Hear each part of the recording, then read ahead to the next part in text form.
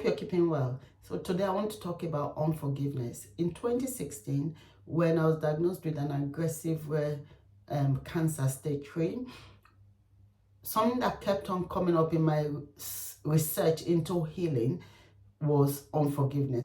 Like I've mentioned in previous videos, when going through any sickness, especially cancer, it is important to approach it from a holistic view, not just the treatment, having chemo. There a lot more you can do to make sure that treatment works, and one of them is to release any grudges or any unforgiveness you have against anyone. Yeah. So when I found this out, I actually thought, I already knew this from a Christian point of view, spiritual point of view, that you should forgive. So for that reason, I really don't bear grudges. But when the relationship becomes difficult, sometimes I might just give you some space so that we don't collide. And I could only think of one person, even though I wasn't really begrudging. I just wanted to be sure that I cleared the air. So called her and just went through what she did again, and we talked, and just to let her know I'm okay, I'm not angry. And once in a while I will call her just to reassure myself that I wasn't really bearing any grudge, but most importantly, I'll keep her in my prayers as well. And that's one way to release someone when you feel like they've hurt you. So research studies showing that unforgiveness can cause disease and also keep people from getting well when they go through treatment. So someone going through cancer treatment, if you have grudge, if you're unforgiving, you're still angry towards someone for what they did to you, what you're doing is stopping your immune system from responding and actually reducing your immune system. So there's research showing that when we have this negative emotion, which unforgiveness is, some people get very anxious about it, very angry when you think about the person. You release adrenaline and cortisol, and when you do that, these hormones actually deplete your killer cells, and your killer cells protect you against diseases like cancer. So you're reducing your killer cells. So this is the link between unforgiveness and sickness. So when your killer cells are depleted, then you don't have enough killer cells to protect you from diseases, and that person is exposed to sickness. Also, there's studies showing that when you decide to forgive someone and let go of a grudge, so we've got what they call the lymphatic system, and when we are asleep, this system kicks into action and just cleans up our body. Now, when we bear a grudge, this is not very effective, but once we decide to forgive and let go of that grudge, it reactivates the lymphatic system, and it goes into the body and starts clearing up diseases. So there's science backing this as well, and there's still studies going on in this area of forgiveness. There's actually forgiveness therapy for cancer patients.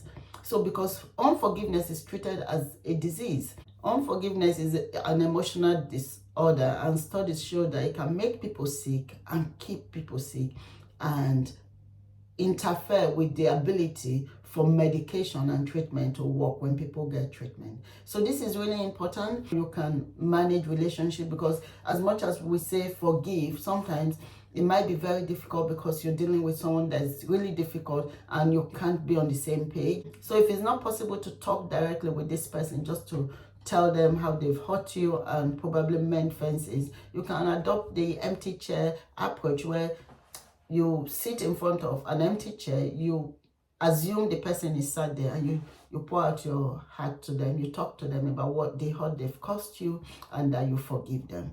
It's not always possible. It might not even be safe to talk to the people, but in doing this, you're releasing yourself, yeah, and you make sure you just push back any negative thoughts when you think about this person.